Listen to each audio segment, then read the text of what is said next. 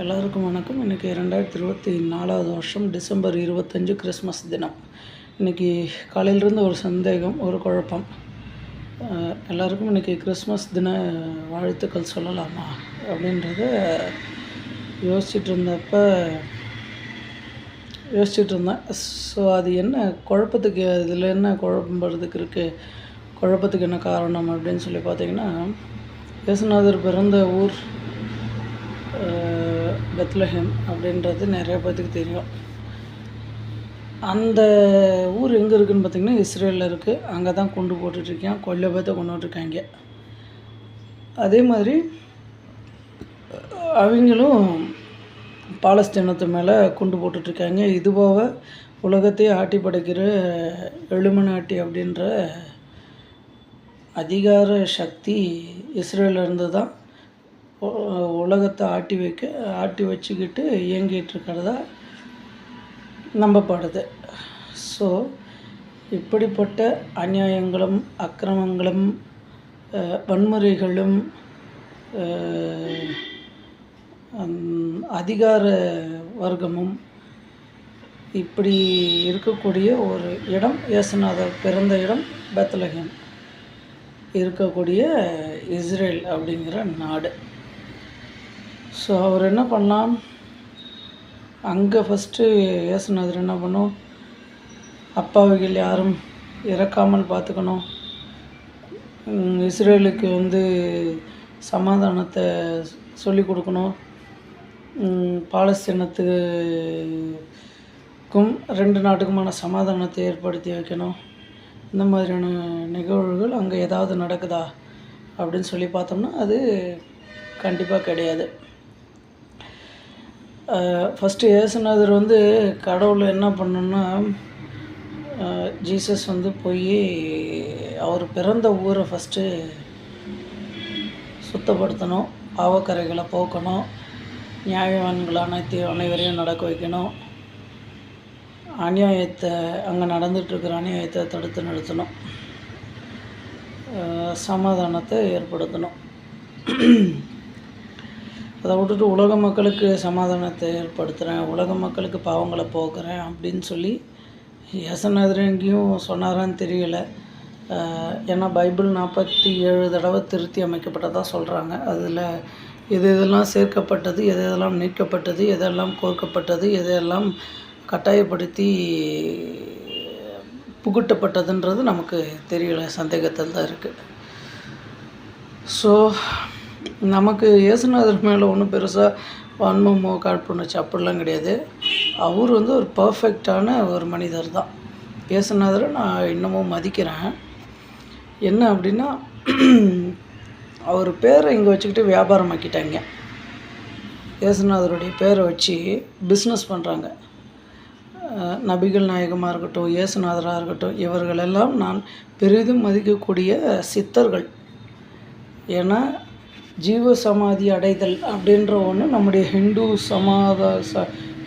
சமயத்தை தவிர மீதி எந்த ஒரு சமயத்துலேயும் உலகத்திலே கிடையாது.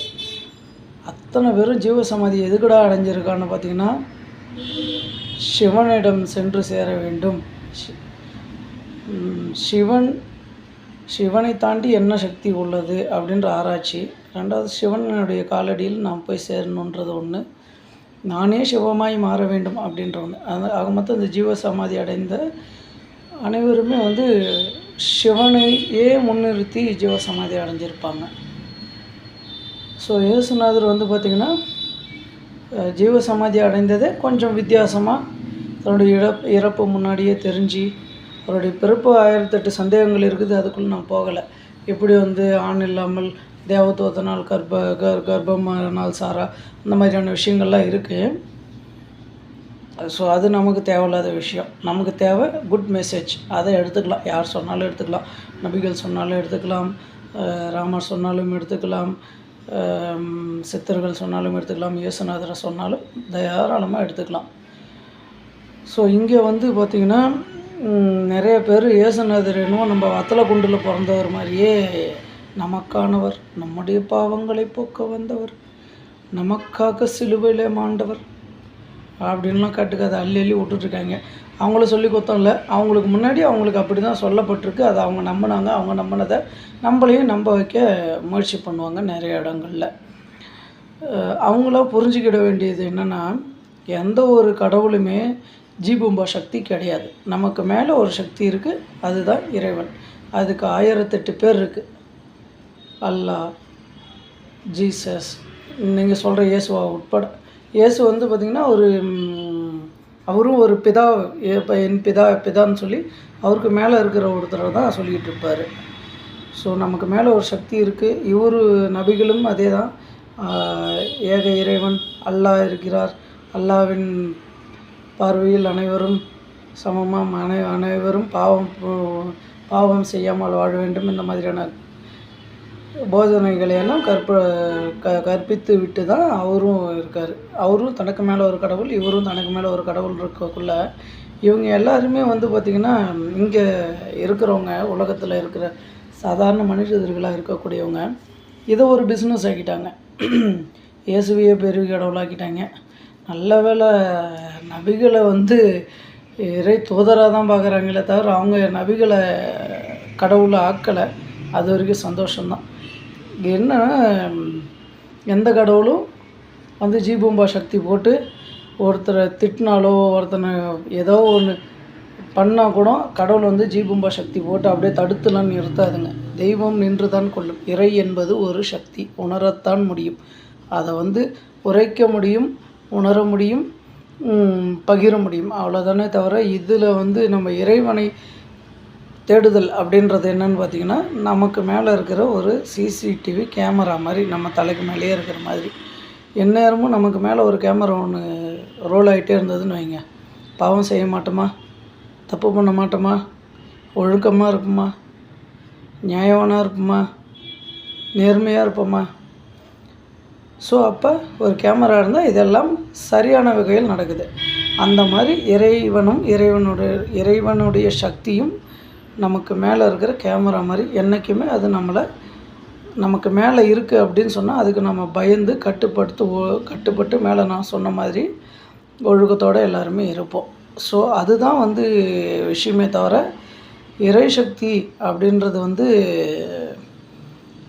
ஜீபூம்பா போட்டு எந்த சக்தி என்னுடைய கடவுள் தான் பெருசு அப்படிலாம் கிடையாது. ஏக இறைவன் ஒருவன். இந்த நாட்டை பொறுத்த வரைக்கும் சிவபெருமான் தான். அதே மாதிரி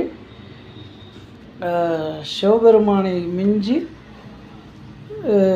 எதுவும் இல்லை அப்படின்றது இந்திய தத்துவம்.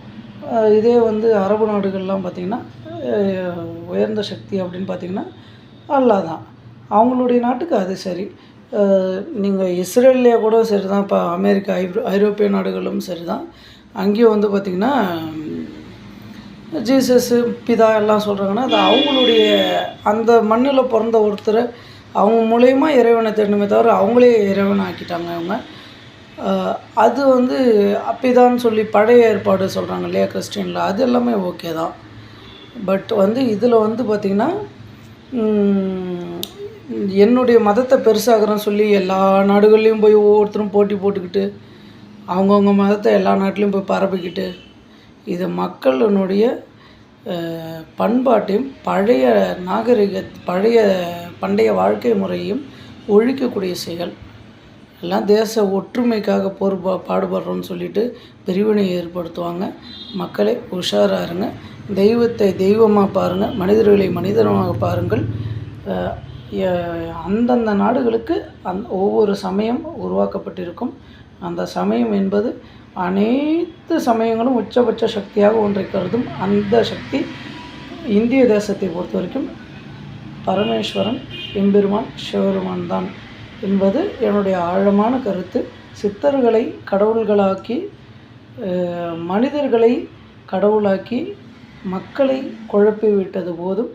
இனியும் மனிதர்களே, இனியும் நண்பர்களே, தெளிவடையுங்கள், வாழ்க்கையில் மேம்படுங்கள்.